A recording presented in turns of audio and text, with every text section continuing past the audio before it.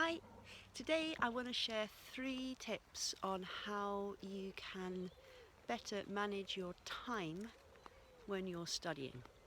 So, time management is something that most of us could probably be better at. So, I know that for myself, when I stopped working in the language schools and I started teaching for myself, I very quickly realised that I had very bad time management skills, and I used to spend hours sitting in front of the computer but not really being very effective. And now I spend less time in front of the computer, but I am much more efficient and I get more done. So, time management can really help you make better progress and I don't know, do more stuff like go for walks, I suppose. So the first thing that I think is really helpful is to have a good study plan. However much time you have, whether it's 10 minutes a day or 3 hours a day, a plan can help you stay motivated and focused and just really give you that sense of direction that you know where you're going and why. So I have a student, she's very busy, she's very motivated to learn, but she was really struggling to know how to manage her study, and often she wasn't really doing as much as she could. So we worked together to make a plan, and we chose 4 things that she was going to focus on every week: a bit of listening, a bit of reading, a bit of grammar, and the homework that I give her every week. And we decided together when she would do each task. So, for example, Monday morning, read a book. Monday evening, listen to the BBC. Tuesday morning, study some grammar. Tuesday evening, do Sarah's homework. And so she now has the whole week of study planned out on a document. And that's great for her because she can look at that every day, do what she needs to do, and then tick it off and feel really good about herself. So study plans, definitely, if you have a goal that you're working towards, a plan, it's almost, I would say, an essential thing to have.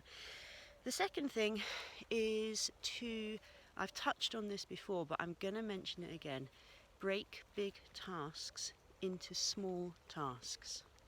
So I'm going to give you another example. My flatmate, who I used to live with, she went back to university, so she had to write very big essays.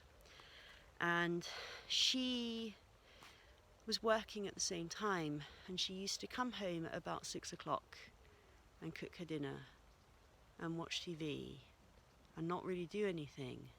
And then it would be the weekend, and she would spend all day on Saturday and all day on Sunday on her bed writing an essay. And it never really worked. It never really went very well. And we talked about it one day, and I was like, look, if you plan your essay and you know what you want to write, you can break it into sections. And then you can sit down for 20 minutes to do it when you get home from work, because it fits into a structure that you have in your head. And when she wrote her next essay, she did that, and she said it was so helpful because she could come home and do half an hour and work on her introduction and feel like she's made some progress without it taking up her whole day. So if you've got a very big thing to do, make it smaller, break it into sections, and do one section at a time. And the last thing, I would really recommend this strategy. I use this quite a lot, especially if I'm not feeling very motivated, right? We all have those days. Maybe it's a beautiful day outside, and we have to do something that we don't really want to do, but we kind of feel like we should. And that is to set a time limit. So a really good one to do is something called the Pomodoro technique. And that's when you work in 25-minute chunks.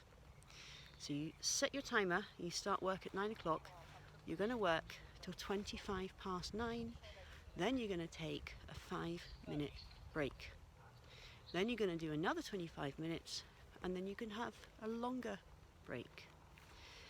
And this is really a great technique because 25 minutes is not that long, but because you know you're going to have a break, you can really focus and really get some stuff done.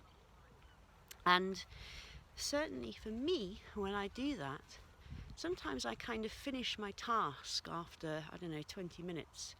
But because I've set a time limit, I do another 5 minutes. I might quickly check some email or send a quick message. So it's quite motivating to have a time limit. So there you go, 3 strategies for time management. Number 1, make a plan. Number 2, I don't remember what it was now.